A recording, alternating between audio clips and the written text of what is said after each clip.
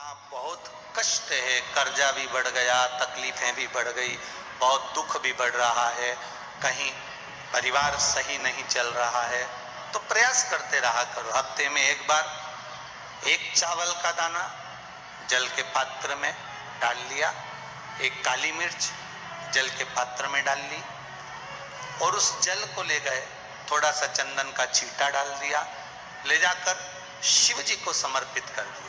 शंकर को जल चढ़ाने के लिए 5 स्थान हैं जहां शिव को जल चढ़ाया जाता है और शंकर उस जल को स्वीकार करते हैं, जिसको पंचगंगा कहा गया। 5 स्थान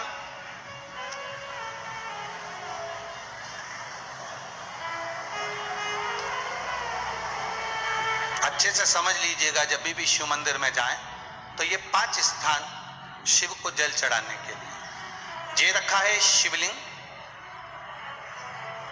गोल जलाधारी, ये चरण जहां से पानी नीचे की ओर जाता है। शंकर भगवान के 13 बच्चे हैं, 13 के 13 बच्चे, शिव जी का संपूर्ण परिवार, 33 कोटि देवता, 64 योगनियां, सब शिवलिंग के आसपास में।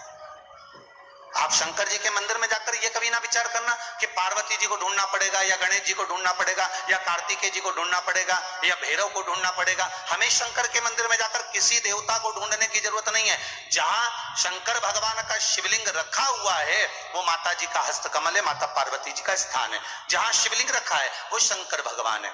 जहां जलाधारी है उस जलाधारी के पास में जहां पानी बहता है बीच में अशोक सुंदरी का स्थान है। जहां से पानी बह रहा है उसका राइट भाग वहां गणेश जी का स्थान है, लेफ्ट भाग कार्तिकेय जी का स्थान है। शंकर भगवान के ऊपर जो जल गिर रहा है वो शंकर भगवान की 5 लड़कियां जया, विषहरा, शामली बारी, दौतली, देव, ये शंकर जी की 5 बेटियां ऊपर हैं। जहां से पानी बहकर उस निकासी से जहां नाली बनी रहती है, पानी जहां से निकलकर बाहर मंदिर के जा रहा है वो 33 कोटि देवताओं का स्थान है। इसलिए सारे मंदिरों की परिक्रमा हो सकती है पर शंकर जी के मंदिर की परिक्रमा नहीं करते, क्योंकि वो जल जो जा रहा है वो 33 कोटि देवताओं का स्थान है, उसको हम लांग नहीं सकते।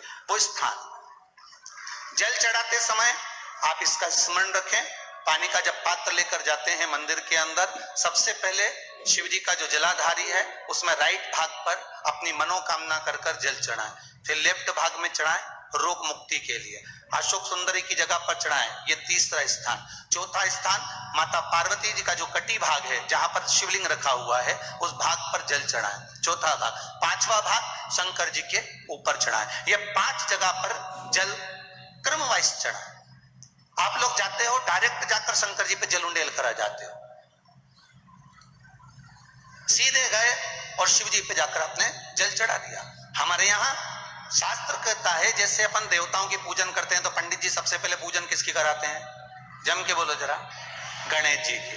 गणेश जी के बाद पूजन कराते कराते कराते कराते कराते कराते आगे के सारे देवता कराते कराते कराते कराते फिर मूल पूजन पर पहुंचते हैं। आप डायरेक्ट मूल पूजन पे पहुंच जाते हो। और सरल भाषा में समझ लो, जितनी सरल भाषा में समझोगे ना उतना अपने जीवन में उतर जाएगा। इस छत के ऊपर आपको चढ़ना है, निशानी रखी है,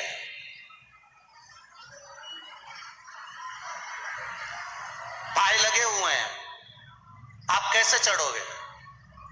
एक एक पाए पर पांव रखकर चढ़ोगे कि डायरेक्ट पहला पे रखोगे आखिरी पर? जम के बोलिए जरा, एक एक पाए पर पांव रखोगे ना कि धीरे धीरे हमको चढ़ना है। उसी तरह शिव मंदिर में पहुंचने के बाद पहला गणेश स्थान, कार्तिकेय स्थान, अशोक सुंदरी का स्थान। अशोक सुंदरी के स्थान पर जल क्यों चढ़ाया जाता है? क्योंकि भगवान शंकर की सबसे छोटी लड़की जो है वो अशोक सुंदरी है, और ये जो छोटी लड़की है अशोक सुंदरी, ये नारी को अखंड सौभाग्यता का वर प्रदान करती है। कौन सी नारी को? किस नारी को अखंड सौभाग्यता देती है? तो महाराज शास्त्र कहता है जिस नारी के भाग्य में लिखा होता है कि उसको वैधव्य होना है, इसके पति को समाप्त होना है।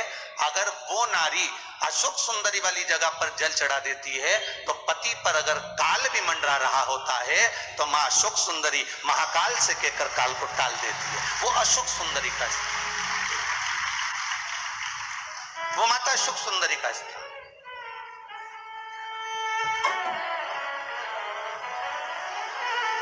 जल चढ़ाने का एक नियम है। यहां जल चढ़ाया, फिर कार्तिकेय बाबा को चढ़ाया, फिर अशोक सुंदरी को चढ़ाया, फिर कटी भाग पर।